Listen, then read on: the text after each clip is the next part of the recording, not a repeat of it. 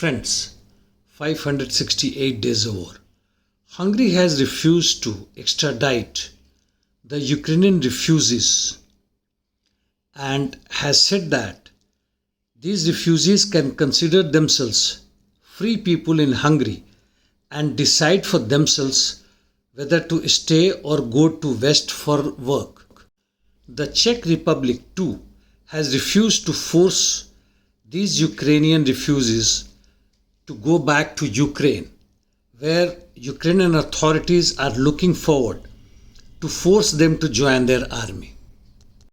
Coming to war zone in south, towards Rimivki salient, the Ukrainians attacked Novodonetsk and Novomyorsky but no success.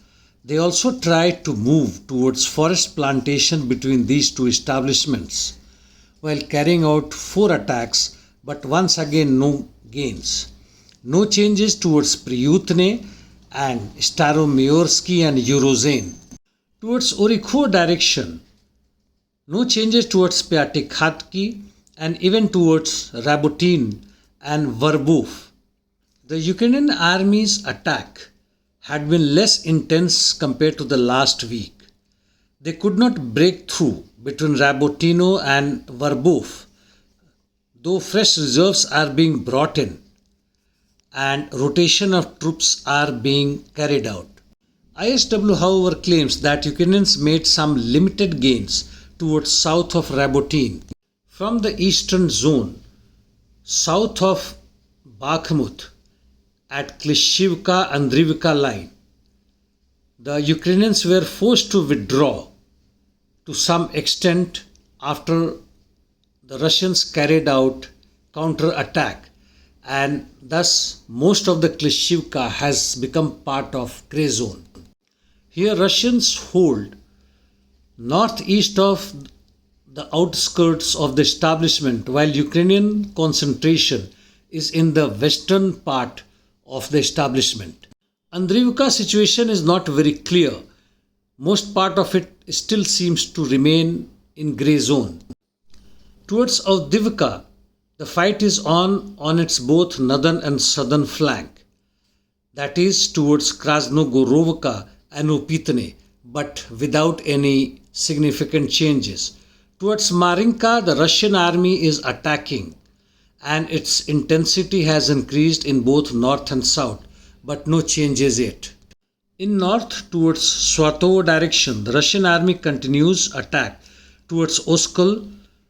The Ukrainian attack in forest area of west of Crimea did not succeed.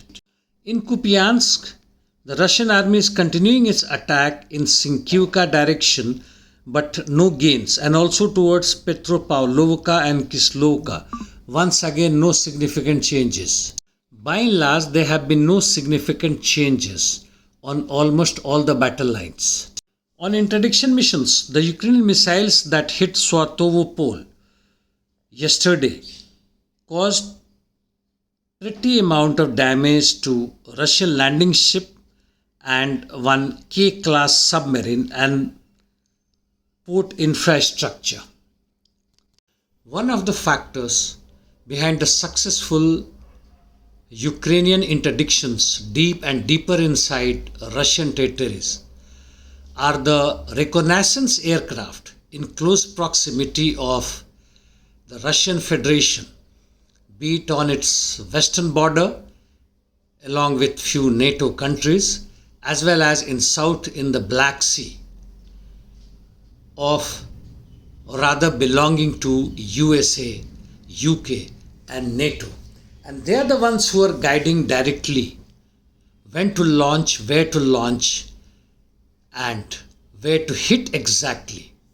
And thus the success rate of Ukrainians turning out to be pretty high. In the meantime, Austria has said that it is unthinkable that Turkey becomes European Union member, and Iranians are amassing military equipment on the borders of Armenia and Azerbaijan, where the situation is not very cool. What do you think about military analysis related to war business?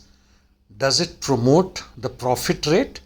Well, that's all. Thank you, friends.